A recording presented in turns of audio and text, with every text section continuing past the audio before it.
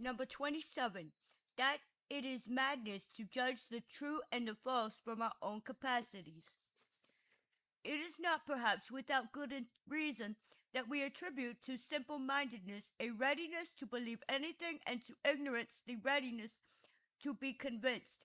For I think I was once taught that a belief is like an impression stamped on our soul, and softer and less resisting the soul, the easier it is to print anything on it.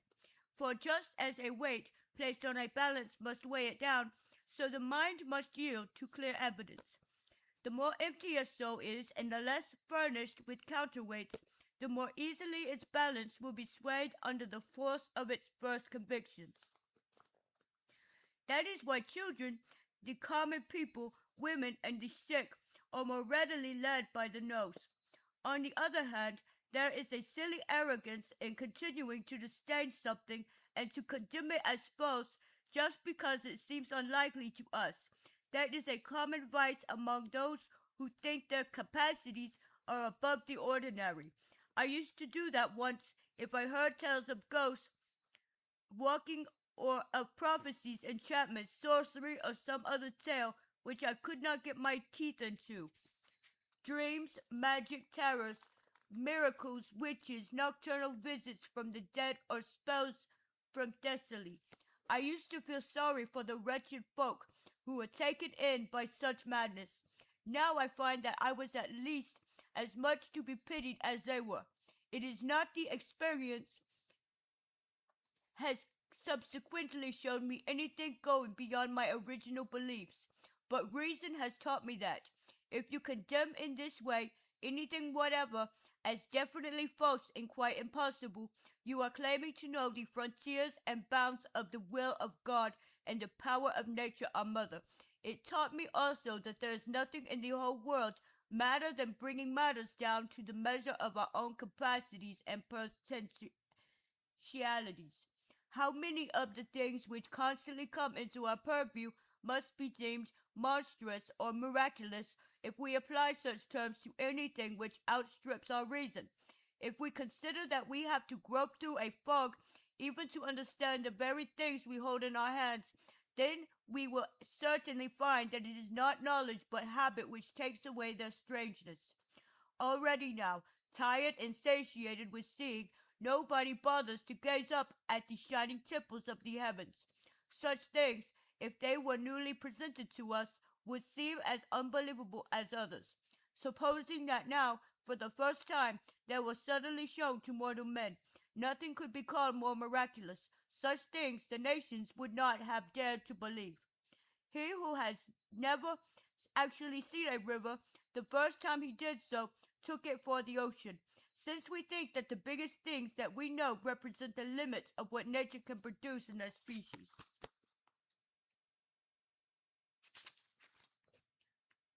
Just as a river may not be all that big, but seems huge to a man who has never seen a bigger one, so too the biggest tree or biggest man or the biggest thing of any kind which we know is considered huge by us. When we grow used to seeing anything, it accustoms our minds to it, and we cease to be astonished by it. We never seek the causes of things like that. What makes us seek the cause of anything is not size but novelty. We ought to judge the infinite power of nature with more reverence and a greater recognition of our own ignorance and weakness. How many improbable things there are which have been terrified to by people worthy of our trust. If we cannot be convinced, we should at least remain in suspense.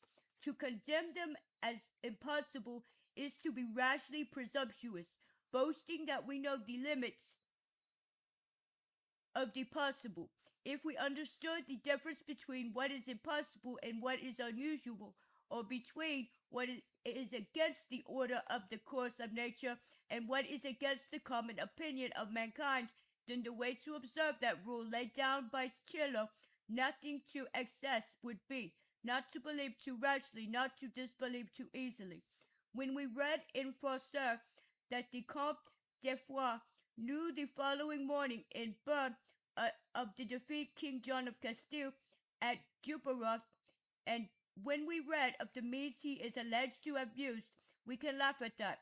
We can laugh too when our annals tell how Pope Honorius, on the very same day that King Philip Augustus died at Monte, celebrated a public requiem for him and ordered the same to be done throughout Italy. For the authority of such witnesses is not high enough to rein us back. But wait, when Plutarch says that he himself knows quite definitely that at the time of Domitian, news of the battle lost by Antony several days' journey away in Germany was publicly announced in Rome and spread through all the world on the very day that it was lost. And when Caesar maintains that it was often the case that news of an event actually anticipated the event itself, are we supposed to say that they were simple people who merely followed the mob and who let themselves be deceived because they saw less clearly than we do? Can there be anything more deliberate, delicate, clear-cut, and lively than the judgment of Pliny when he pleases to exercise it? Is there anything further from triviality? And yet, every little schoolboy convicts him of lying and lectures him about the march of nature's handiwork.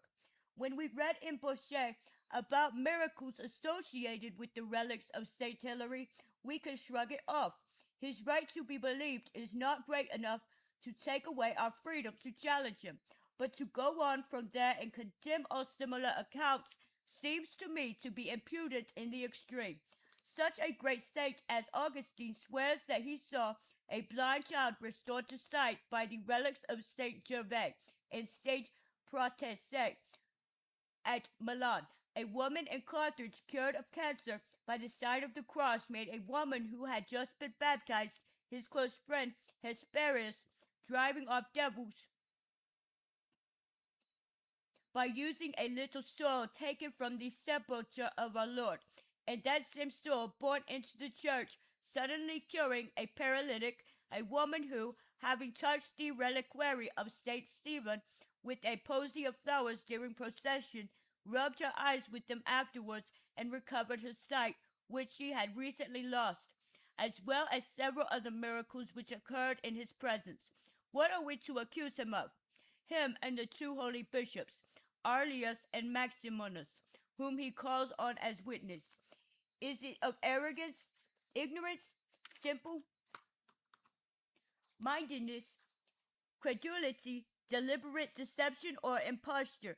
Is there any man in our century so impudent as to think he can be compared with them for virtue, pity, scholarship, judgment, and ability? Why, even if they gave no reasons, they would convince me by their very authority.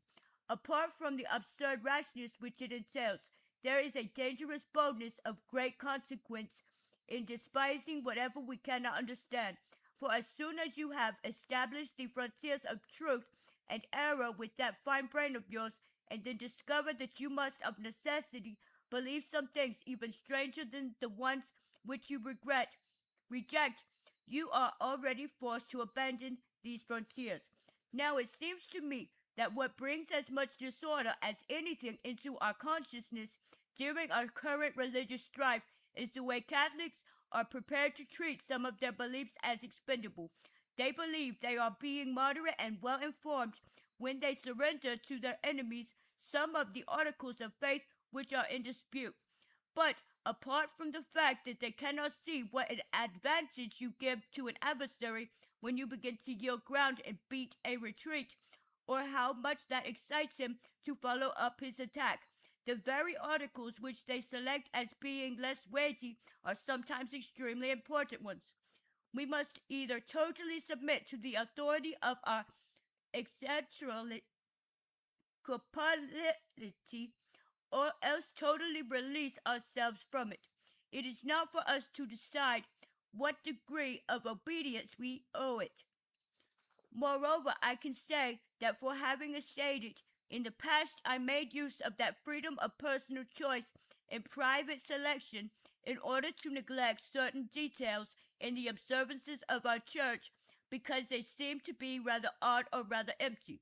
Then, when I came to tell some learned men about it, I discovered that those very practices were based on massive and absolutely solid foundations, and that it is only our ignorance and animal stupidity which make us treat them with less reverence than all the rest. Why cannot we remember all the contradictions which we feel within our own judgment, and how many things which were articles of belief for us yesterday are fables for us today? Vainglory and curiosity are the twin scourges of our souls. The former makes us stick our noses into everything, the latter forbids us to leave anything unresolved or undecided.